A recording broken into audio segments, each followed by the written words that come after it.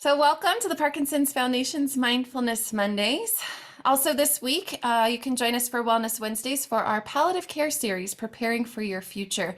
Advanced care planning and goals of care. This program provides helpful tips on preparing for your future and making decisions related to your medical care and treatment. It can also cover important questions to ask your medical team and your family members about your goals of care. What does that mean? And this program can help you answer questions like, what kind of care do I want and why?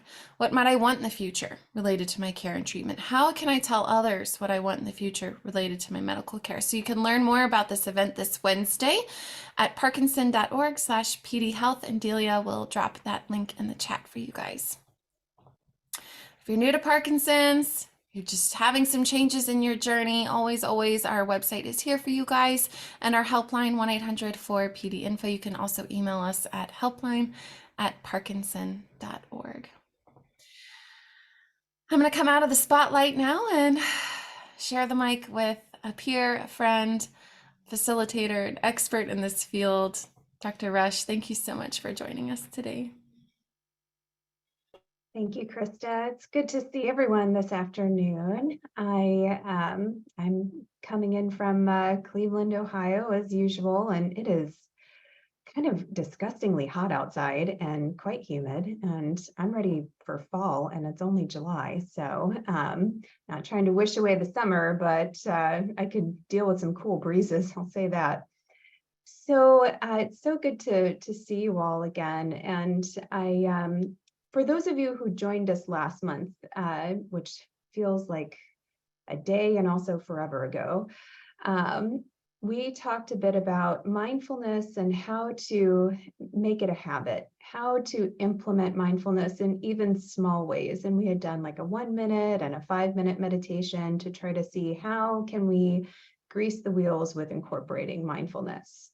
And I thought I would kind of piggyback off that topic for today and do a part 2 in a sense. And some feedback that I had gotten after our last session was some of my folks that see me for Parkinson's related coping follow this program, and they'll watch some of our meditations, and some people had mentioned, it's great to know that you don't always have to do mindfulness in long spurts, but honestly, that's not as much the issue for me. It's more that it's just doing it at all and remembering to do it and making it, to the practice to begin with. And they're like, once I start the practice, it's actually not that hard to keep going and be able to do it for, 5 minutes, 10 minutes or longer. And so once they can kind of overcome the resistance to start, the rest feels kind of easy. So, everyone approaches mindfulness with a different challenge, right? So for some people, they can start it, but they can initiate it, but then keeping it going can sometimes be a challenge. But then for others, it's more the initiation piece, and then they can keep it going once they do. And so, and sometimes that resistance can really feel suffocating. It's this idea that, oh gosh, I know I want to do the mindfulness. I know that it's there. I know that it might be helpful, but gosh, doing it and actually creating the space to do it or giving myself the permission to do it. And so then sometimes it's kind of like the task I talked about last month with hanging pictures on my wall. It's like the more you think about it, the more pressure you might feel. And the more pressure you feel, the more you may actually want to avoid it. And then the more you end up avoiding it, the more pressure you feel yet again, because you're supposed to be doing this, or you say that you want to do this. And it ends up being this vicious cycle where even maybe the idea of mindfulness feels kind of aversive. And I've seen people in that cycle, and they kind of torture themselves a bit over the practice because inherently they want to do it, but they find themselves in this avoidance resistance kind of stretch that then makes it almost impossible. And so, an analogy that I think is pretty apt for this is like trying to get into a pool that has cooler water, right? At first, when you look at the pool and you kind of dip your toes in, it's like, oh gosh, this is going to be really cold. It's going to be really hard. And then once you get in and that initial shock of it is over, you get used to it. And you can actually, enjoy the pool, you can enjoy swimming, you can enjoy the water, but it's that initial getting in that can be so difficult. And then you get out of the pool and then you need to get back in later. And the same challenge ends up happening all over again. It doesn't necessarily get easier. You just learn maybe over time that, okay, if I can get past that initial hurdle, the rest will come into play. And so I see this kind of challenge happen for a lot of my folks with Parkinson's that I work with, because it happens not just in meditation, it can happen with exercise, it can happen with socializing, it can happen with certain daily tasks that people feel like they want to or need to do. And so this avoidance resistance cycle can then end up applying to a lot of different areas for behaviors that we know we think we want to do, but can feel very, very heavy to try to implement. And so how do we overcome this? I don't know that there is any one perfect way of doing this. And oftentimes I have people look at a few different facets of things that is going on internally as well as externally that might be helpful. So I thought we could explore a little bit of this today and then do an associated meditation.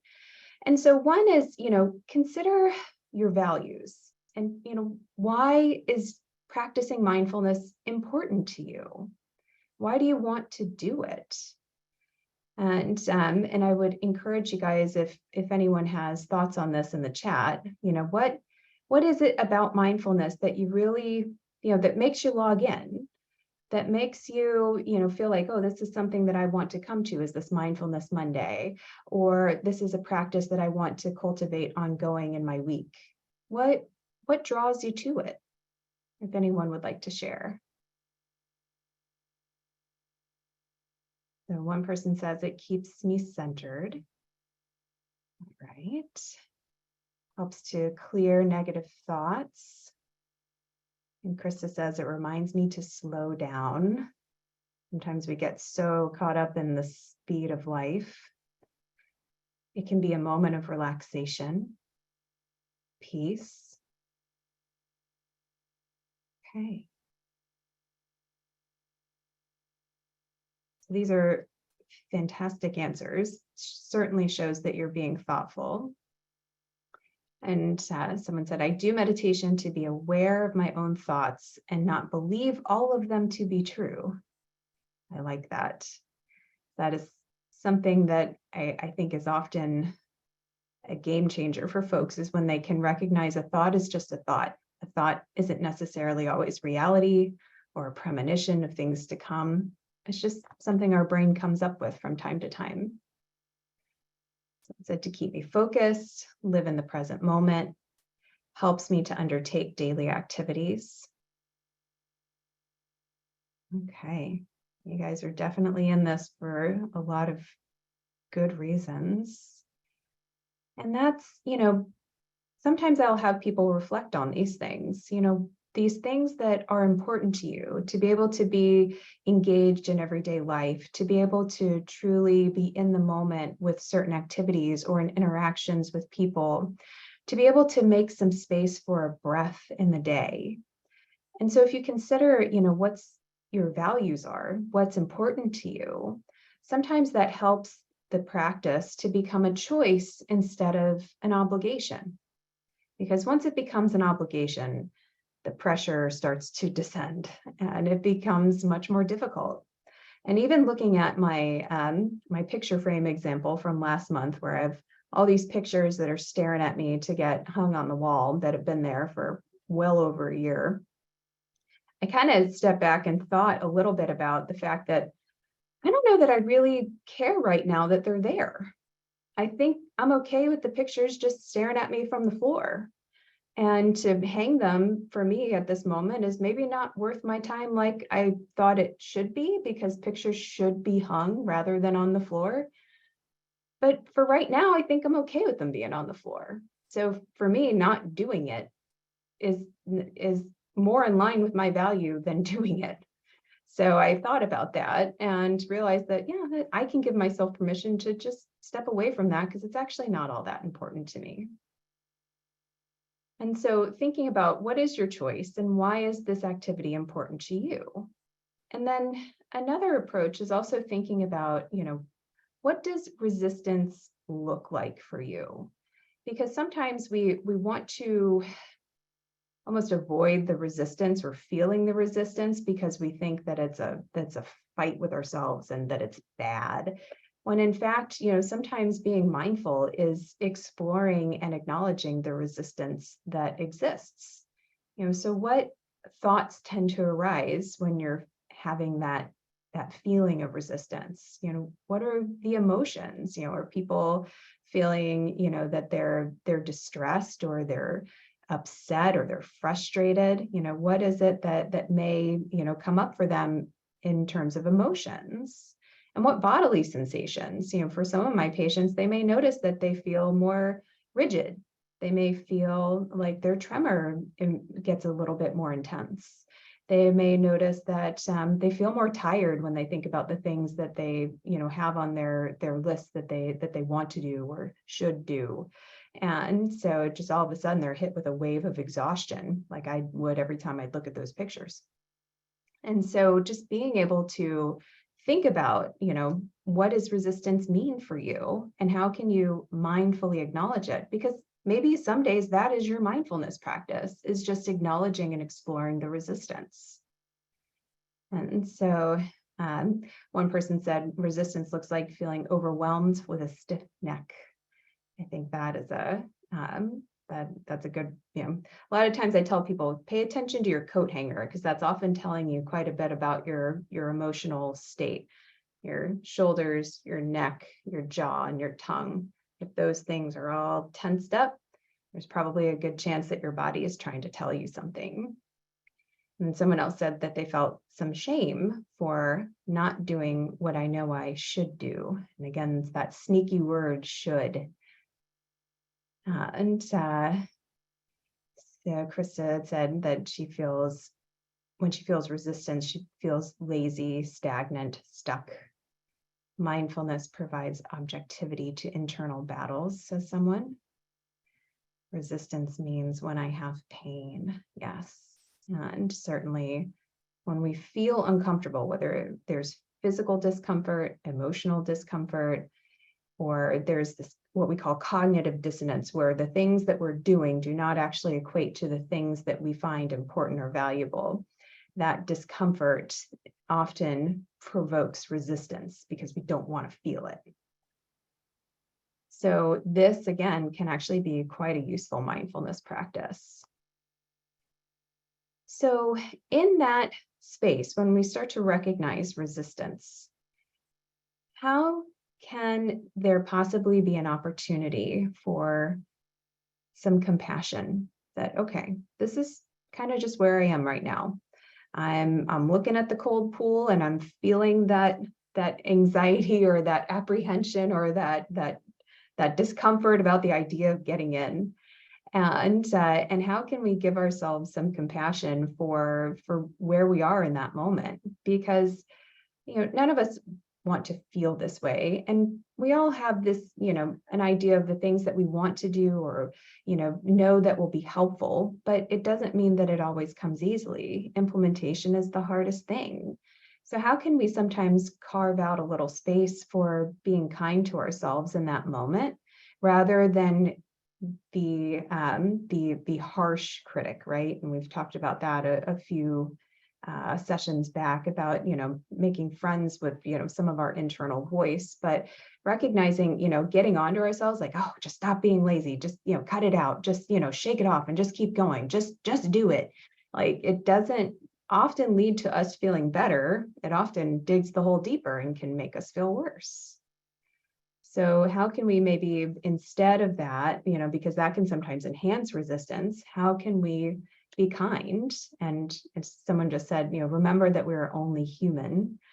Cut yourself a break. We earned a rest in not being perfect. Yes, I like that. I think that's a good quote to put on a refrigerator. And then also something just logistically or practically is thinking about where can a mindfulness practice best fit in your life, because strategy matters, routine and where you place things in your day matters.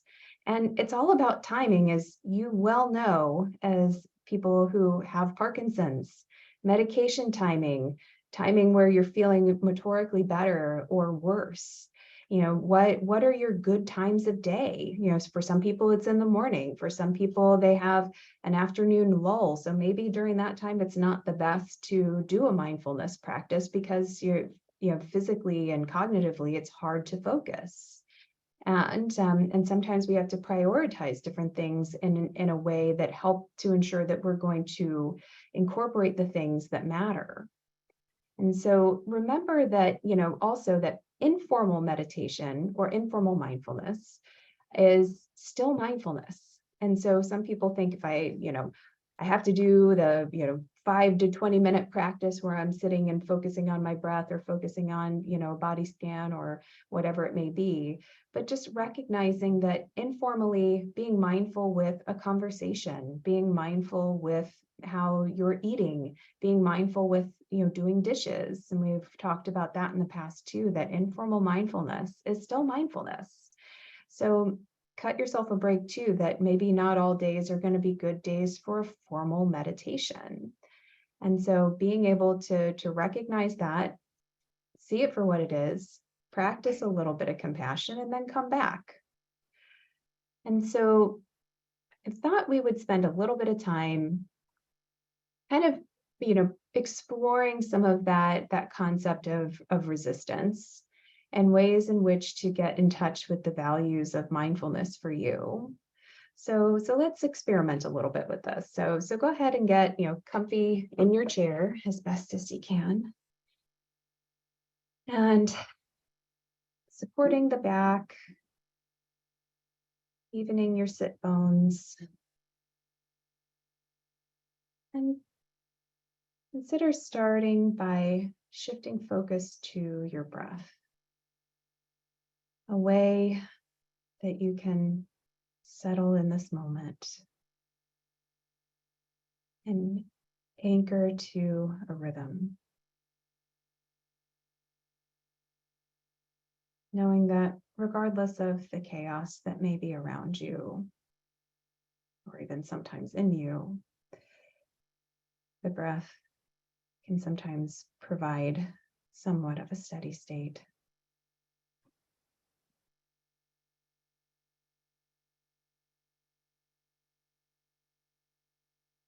Now, consider reflecting on feelings of resistance you may experience.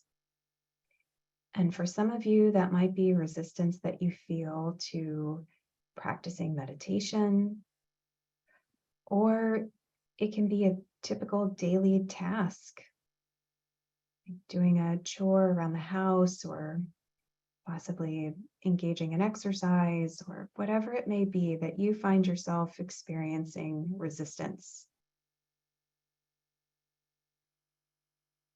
Something that you may tell yourself, oh, I don't like this, or I don't want to do this, or I don't have time for this.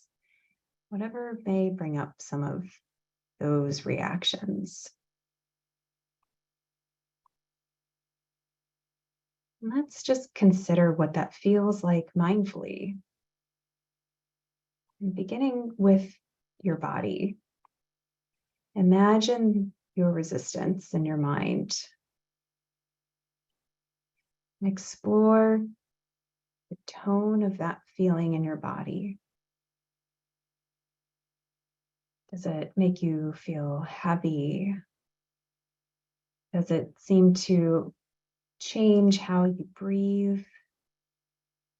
Does it change how you hold your muscles? Do you notice that it makes your heart beat differently? Again, just taking note of any of these physical sensations without judgment, meeting yourself where you are.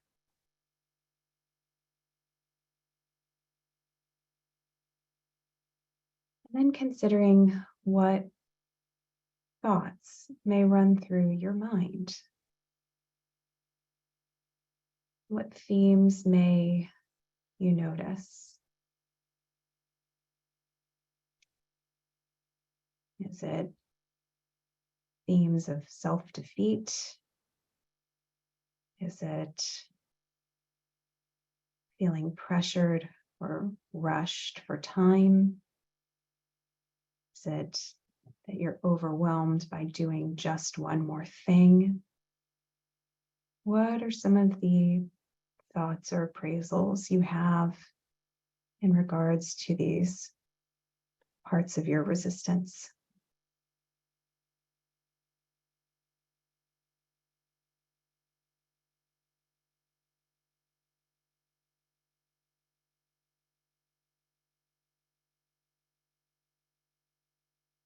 And reflecting on what you then do when you're feeling resistance in your body, emotionally, when you're having these thoughts, what happens? Do you just plow forward and do it anyway? Do you distract yourself with every other possible thing you can do or think other than the thing at hand, including meditation? Do you shut down, take a nap? What ends up happening when you're experiencing resistance?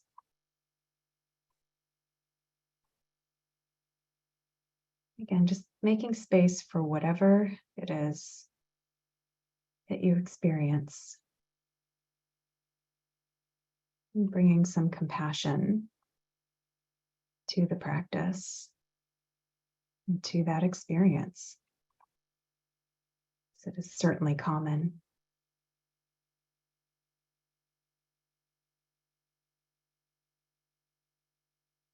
And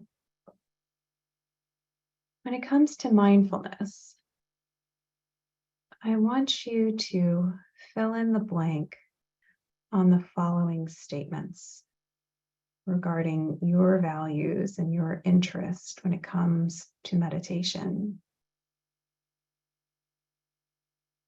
So the first fill in the blank statement, I want you to answer to yourself: I am hoping mindfulness will give me.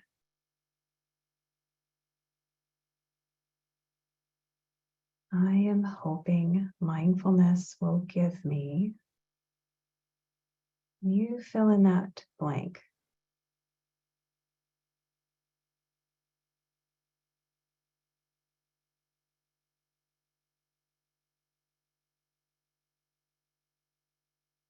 What do you hope to gain from that practice?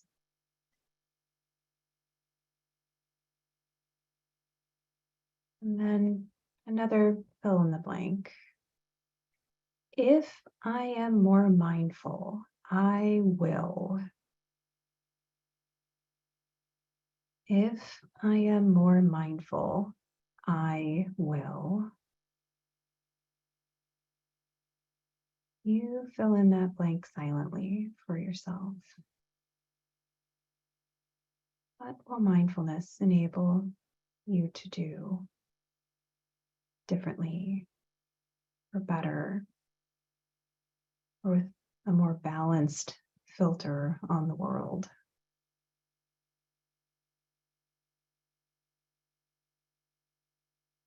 Just take note of your answers.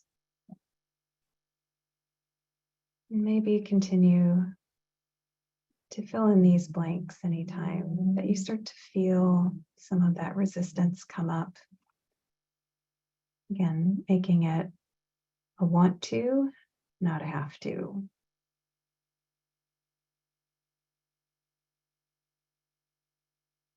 And if you continue to feel that resistance physically,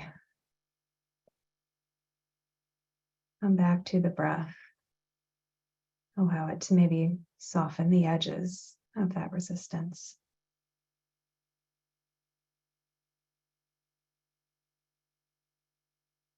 Just allow yourself to gently acknowledge the resistance you've been exploring.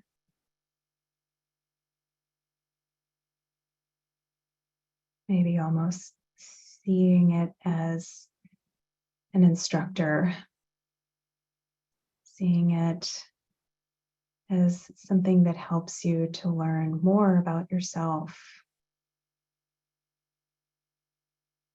Sometimes resistance gives us an opportunity to dig a little deeper to understand ourselves better.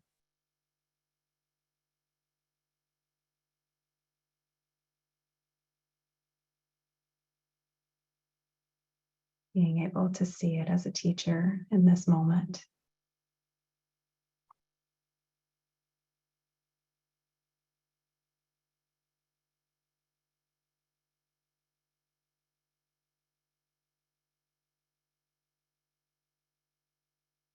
Gently bringing attention fully back to the breath.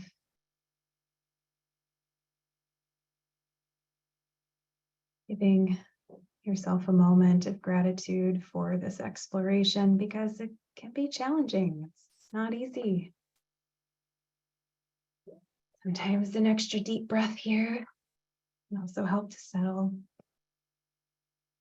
help you to refresh back into the moment.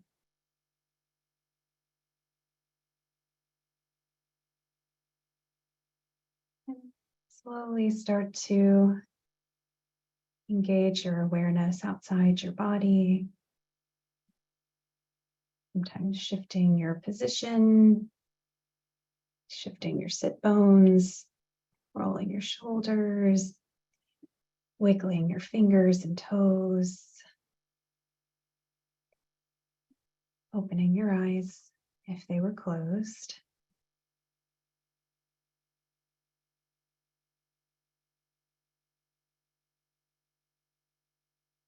Okay. Seeing some eyes open.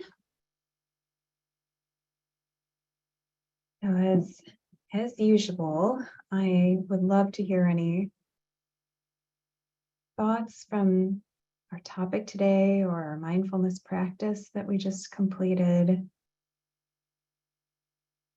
Any comments you would like to share with the group?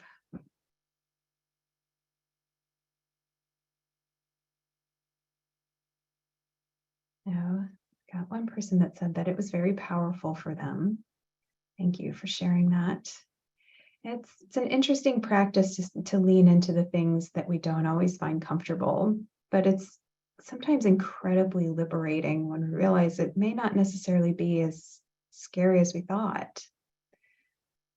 And someone said, I need to offer myself more self-compassion and live within my physical and emotional means.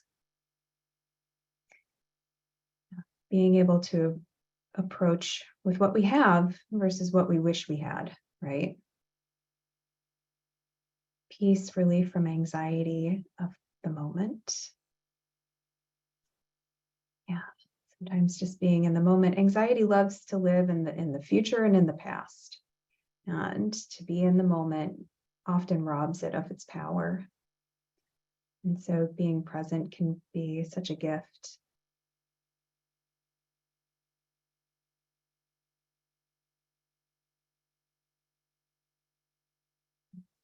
Krista said, shoulds are much more accessible today and more comfortable saying to myself that I'm doing enough. Absolutely. Using the clarity of mindfulness to get over the hurdle of resistance. And mindfulness can be such an incredible tool, and it's something that I am constantly finding new ways to implement in my own life and in my own imperfect practice, because I definitely know I am just as imperfect as everyone else. And just because I talk about this and help others with this doesn't mean I don't come across my own hurdles. We all have our potholes that we have to be on the lookout for. Okay. And then I know we're a minute over time, but I'm happy to answer any other thoughts or questions that folks may have. If we wanted to stay on another couple minutes, I kind of hogged our time a bit up front. So I'm happy to have any, other, points of clarification or thoughts that folks have, for another couple minutes, up to Krista. Um, Someone said, I want to be sure to smile or laugh now. Sometimes, again, in these moments of resistance, if we just let go, it becomes a little bit easier, right? If we open our hand and instead of gripping onto the thing that we think, is helping us to stay steady, we actually find that it's the thing that kept us rocky. So just by loosening a little bit in terms of our approach and recognizing that resistance is part of the deal. Sometimes we can take the pressure off of ourselves to make it right or make it go away. We just acknowledge it for what it is, and sometimes it can end up loosening on its own.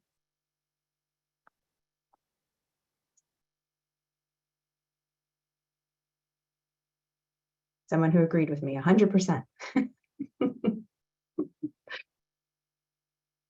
All right. So, Krista, any other thoughts? Just thank you. Always so grateful for this space and for your guidance, Dr. Rush. It's always such a pleasure to have you every month. Thank you guys for having me. Gentle reminder, next week, Nico will be facilitating our session next week. So I hope each of you are able to join us. We're doing mindfulness of emotions. So stay tuned for a fun session next week. And I'm grateful for all of you. Have a wonderful week, and I'll see you next time. Thank you, Dr. Rush. Thank you. Bye, guys. Bye.